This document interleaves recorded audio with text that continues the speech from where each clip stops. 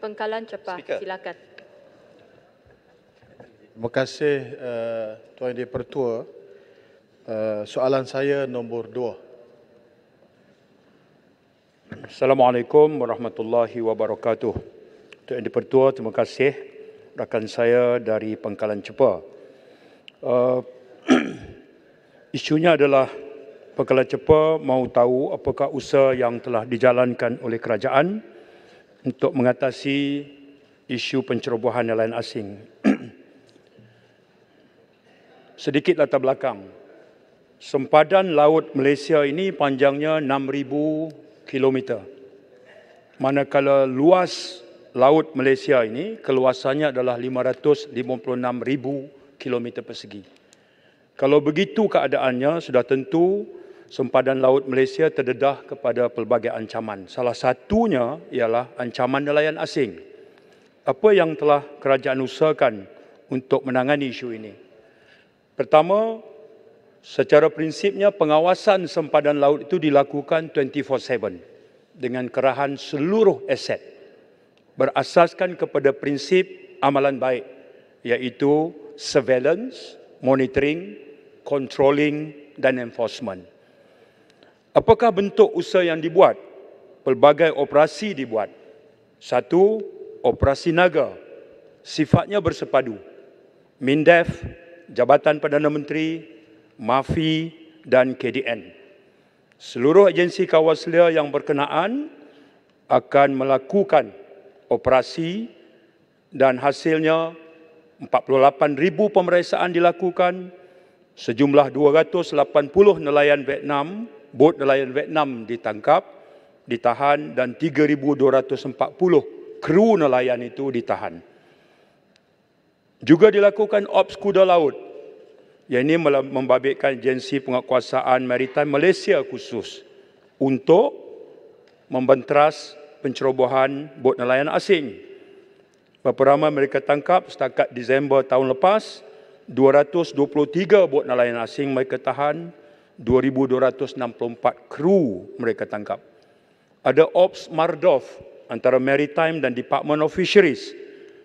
Pada masa yang sama, pasukan polis Marine melakukan pelbagai operasi dengan operasi yang diwartakan seperti Ops Gelora, Ops Landai, Ops Paradise, Ops Pensura dan segala macam. Bila ditangkap, kita letak di bawah Akta Immigration 1959, 1963 dan Akta Perikanan. Jadi itu usaha yang dibuat oleh kerajaan untuk menjawab soalan rakan saya dari Pengkalan Cepa. Terima kasih. Pengkalan Cepa, soalan kedua. Terima kasih kepada kekanda saya, Yang Berhormat Menteri. Kalau kita amati jawapan, itulah tipikal jawapan yang selalu kita dengar dalam Dewan ini berkaitan dengan usaha untuk mengatasi pencerobohan ini. Saya fikir sudah sampai masanya kerajaan Malaysia untuk bergerak lebih luar daripada kebiasaan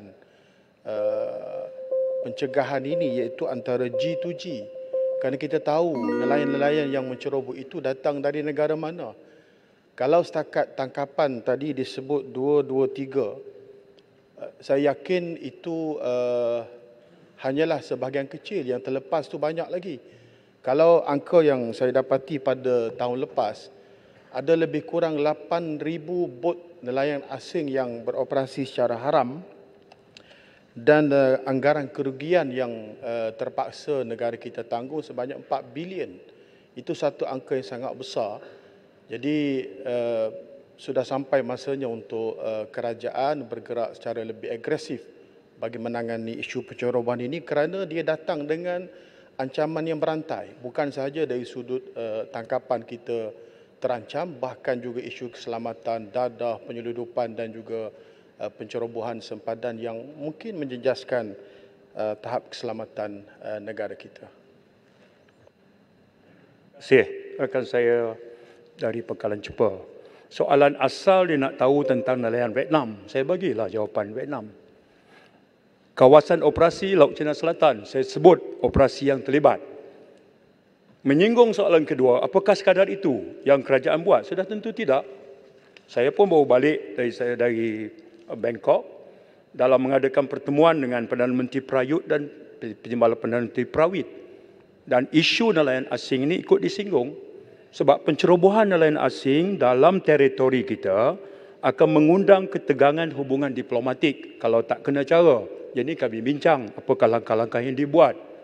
Kerajaan sangat sedar kalau tak dikawal isu pencerobohan nelayan asing, dia akan turut terdedah pada aktiviti jenayah lain, penyelundupan dadah, human trafficking, lanun, penyelundupan barangan. Itu akan menyebabkan kepada environmental damage sebab overfishing. Itu semua dalam rada tindakan kerajaan. Saya mengundang Pangkalan Cepa datang ke pejabat saya boleh luangkan 1 jam untuk taklimat khusus sebagai maklumat tambahan bagi menunjukkan keterbukaan kerajaan dan kesediaan berkongsi maklumat jika sekiranya Pangkalan Cepa menunjukkan minat yang kuat untuk sama-sama mengatasi masalah nelayan asing. Terima kasih. Setuju, Yang Berhormat. Bagi tarikh. Soalan tambahan kedua, saya jemput Yang Berhormat Paya Besar. Terima kasih Tuan Yang Di-Pertua, terima kasih Awak Menteri atas jawapan yang saya kira amat menyeluruh. Cumanya Yang Menteri, kita akui kita mempunyai kawasan laut yang luas, negara kita ini terdedah pada elemen maritim. Cuma persoalan saya kepada Yang Menteri, bagaimanakah kesiapsiagaan aset? Semasa saya berada di Kementerian Kewangan, itulah antara isu yang disebut oleh pegawai-pegawai kita di peringkat bawah. Pertama, apakah dari segi kesiapsiagaan aset kita, dari segi teknologi. Yang kedua, bagaimana prosedur antara user dengan pembuat keputusan. User nak radar, tapi pembuat keputusan tak nak radar. Akhirnya berlaku mismatch antara pengguna iaitu di peringkat penguatkuasaan dan di peringkat dasar di peringkat kementerian. Bagaimana Yang Menteri melihat perkara ini? Terima kasih Yang Menteri.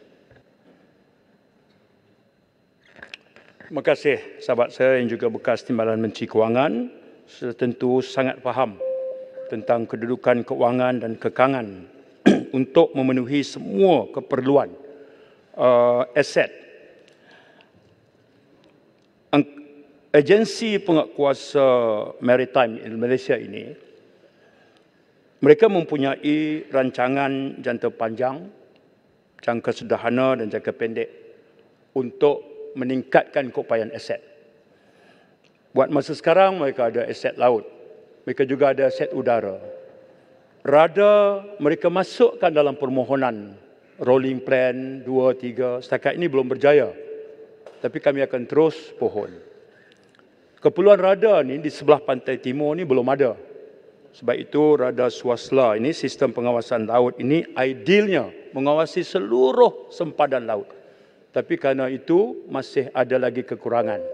Rancangannya masuk, tapi kelulusannya adalah ihsan daripada Kementerian Keuangan. Tapi percayalah, pada keupayaan aset semasa pun mereka menunjukkan prestasi yang sangat cemerlang. Keseluruhan pemeriksaan vessel bagi tahun 2022, bukan nelayan saja, keseluruhan itu mencecah sehingga 300,000 pemeriksaan vessel secara fizikal. Kerana wilayah operasi agensi penguatkuasa ini daripada pesisir pantai nun sampai ke zon ekonomi eksklusif. Mereka satu-satunya agensi kawal selia yang mempunyai kuasa seperti itu. Jadi kerana itu, terima kasih Yang Berhormat kerana membangkitkan dalam Dewan ini, mengingatkan kementerian dan kerajaan tentang peri pentingnya menambahkan keupayaan aset bagi APMM di KDN ini. Terima kasih.